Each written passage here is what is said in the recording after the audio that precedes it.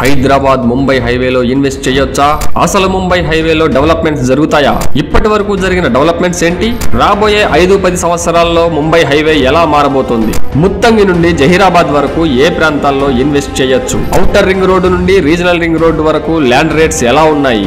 ఒక ఇన్వెస్టర్ గా మీకున్న ఈ డౌట్స్ అన్ని క్లియర్ చేస్తూ ఈ వీడియో చేయడం జరిగింది. Hello viewers, welcome to our channel మన భూమి. ఇంతవరకు మన ఛానల్ ని సబ్స్క్రైబ్ చేయకపోతే ఇప్పుడే సబ్స్క్రైబ్ చేసుకోండి. మేము అప్లోడ్ చేసే ప్రతి వీడియో మీకు రావాలంటే నోటిఫికేషన్ బటన్ ప్రెస్ చేసి ఆల్ సెలెక్ట్ చేసుకోండి. హైదరాబాద్ ముంబై నేషనల్ హైవే, దీనినే NH65 అని కూడా పిలుస్తారు. మన దేశ రాజధాని ఢిల్లీ అయినప్పటికీ కూడా మన దేశ ఆర్థిక రాజధాని మాత్రం ముంబై. అందువల్ల ఈ హైదరాబాద్ ముంబై హైవేని రిచెస్ట్ హైవే అంటాము. ఫర్ ఎగ్జాంపుల్, ఒకప్పుడు BHEL అనేది సంగారెడ్డి దగ్గర ఉండేది, మెదక్ డిస్ట్రిక్ట్ అని చెప్పుకునే వాళ్ళం. ఇప్పుడు అదే BHEL సెంటర్ ఆఫ్ హైదరాబాద్ గా మారుతుంది. అది మనందరం చూస్తూనే ఉన్నాం. అయితే ఈ ముంబై హైవేని కొత్తగా డెవలప్ చేసేది ఏమీ లేదు. ఆల్రెడీ 1990s నుండి నేచురల్ గా అభివృద్ధి చెందింది ఈ హైవే. ఇక ముందు కూడా శరవేగంగా అభివృద్ధి చెందుతున్న తరుణంలో ఈ హైవే మీద ఇప్పుడు అంటే 2024లో మీరు పెట్టబోయే ఒక చిన్న పెట్టుబడి రాబోయే 5 నుండి 10 సంవత్సరాల టైంలోనే మంచి రాబడి తెచ్చిపెడుతుంది అనడంలో సందేహమే లేదు. ఇక ఈ ముంబై హైవేలో అసలు డెవలప్మెంట్స్ జరుగుతాయా అనే విషయానికి వస్తే మనం ఈ మ్యాప్ ని చూస్తే అర్థం అవుతుంది. ఇదే ORR ఎగ్జిట్ నెంబర్ 3. దీన్ని మనం ముత్తంగి ఎగ్జిట్ అని కూడా అంటాము. ఈ ORR నుండి జహీరాబాద్ వరకు మనం చూసినట్లయితే జనరల్ గా డెవలప్మెంట్ అనేది హైదరాబాద్ నుండి జరుపుకుంటూ పోతుంది. కానీ ఈ ముంబై హైవేకి ఉన్న బ్యూటిఫుల్ అడ్వాంటేజ్ ఏంటి అంటే రెండు వైపులా అభివృద్ధి చాలా వేగంగా జరుగుతూ వస్తుంది. అటు జహీరాబాద్ నుండి సదాశివపేట వరకు,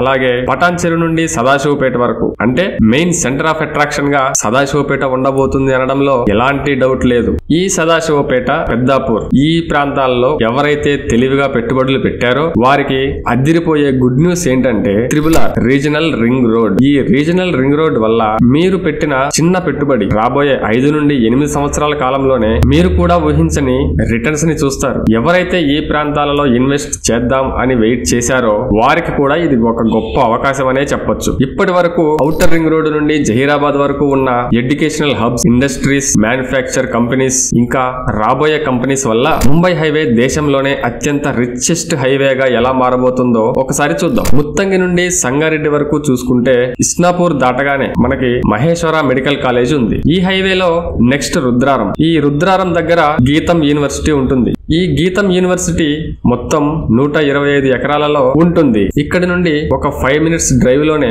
తోషిబా ఉంటుంది. ఇది Toshiba transmission and distribution systems India private limited. దాదాపుగా తోషిబా కంపెనీ 160 ఎకరాలలో ఉంటుంది. ఈ తోషిబా కంపెనీ తర్వాత కంది, అక్కడే మనకి IIT హైదరాబాద్ సుమారు 570 ఎకరాలలో విస్తరించి ఉంటుంది. ఇక ముంబై హైవేలో కంది తర్వాత సంగారెడ్డి వస్తుంది. సంగారెడ్డి వరకు మనకు మెట్రో ట్రైన్ రాబోతుంది. సంగారెడ్డి నుండి సదాశివపేట మధ్యలోనే పెద్దాపూర్ విలేజ్ దగ్గర రీజనల్ రింగ్ రోడ్డు వస్తుంది. RRR పనులు కూడా చాలా వేగవంతం చేయాలని ప్రభుత్వం కూడా ఇప్పటికే భూసేకరణ పనులు కూడా జరుపుతుంది. ఇక మనం ఈ లెఫ్ట్ సైడ్ వెళ్తే సదాశివపేట టౌన్ లోకి వెళ్తాం. రైట్ సైడ్ హైవే పైన వెళ్తుంటే సూరారంలోనే సుమారు 120 ఎకరాల్లో MRF టైర్స్ మ్యానుఫ్యాక్చర్ కంపెనీ విస్తరించి ఉంటుంది. సూరారం దాటి మనం బుదేరా మీదుగా కంకోల్ చేరగానే అక్కడ వోక్సన్ యూనివర్సిటీ సుమారు 250 ఎకరాల్లో విస్తరించి ఉంది. ఇక్కడ దాదాపుగా 1500 మంది గ్రాడ్యుయేషన్ మరియు పోస్ట్ గ్రాడ్యుయేషన్ స్టూడెంట్స్ ఉన్నారు. ఇక ఇక్కడ నుండి 20 కిలోమీటర్లలోనే మనకి జహీరాబాద్ వస్తుంది.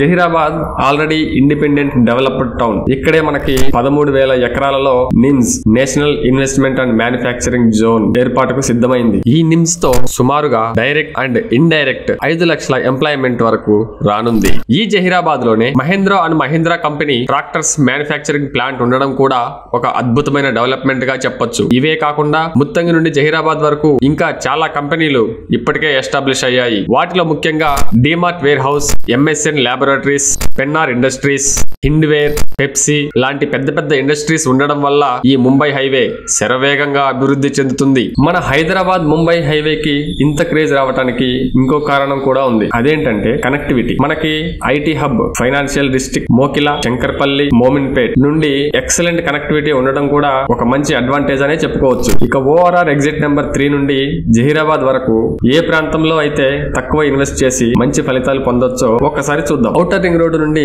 సంగారెడ్డి వరకు బాగా డెవలప్మెంట్ జరిగి ఇప్పుడు తక్కువలో ఇన్వెస్ట్ చేద్దాం అనుకున్న వాళ్ళకి చుక్కలు చూపించే రేట్స్ ఉన్నాయి. ఒకవేళ మీరు 40,000 నుండి 60,000 మధ్యలో పర్ స్క్వేర్ యార్డ్ ఇన్వెస్ట్ చేయగలిగితే ఈ ప్రాంతంలో ఒక మంచి HMDA లేఅవుట్ చూసి ఇన్వెస్ట్ చేసుకోవచ్చు. ఇన్వెస్ట్ చేసే ముందు మీరు ఖచ్చితంగా అన్ని అప్రూవల్స్ ఉన్నాయా లేదా అని 1-2 సార్లు చెక్ చేసుకుని ఇన్వెస్ట్ చేయడం చాలా మంచిది. ఇక సంగారెడ్డి నుండి సదాశివపేట వరకు రీజనల్ రింగ్ రోడ్ ని దృష్టిలో పెట్టుకుని ఇప్పటికే ఇన్వెస్టర్లు ముందు చూపుతో పెట్టుబడులు పెడుతున్నారు. ఈ ప్రాంతాల్లో present estimated cost per square yard 25,000 నుండి 30,000గా ఉంది. ఇది కూడా ఒక మిడిల్ క్లాస్ ఇన్వెస్టర్ కి కొంచెం భారమే అయినప్పటికీ ఈ ముంబై హైవే మీద జరిగే ఫాస్ట్ డెవలప్మెంట్ దృష్ట్యా పెట్టుబడులు పెట్టడానికి ఇన్వెస్టర్లు పెద్దగా వెనుకాడడం లేదు. అదే మీరు ఇంకా తక్కువ ఇన్వెస్ట్మెంట్ అయినా సరే ఈ ముంబై నేషనల్ హైవేలో అతి త్వరగా డెవలప్మెంట్స్ జరుగుతున్నాయి అని నమ్మితే సదాశివపేట నుండి కంకోల్ ప్రాంతంలో ఒక మంచి DTCP layout with all approvals check చేసుకొని 15,000 నుండి 20,000 మధ్యలో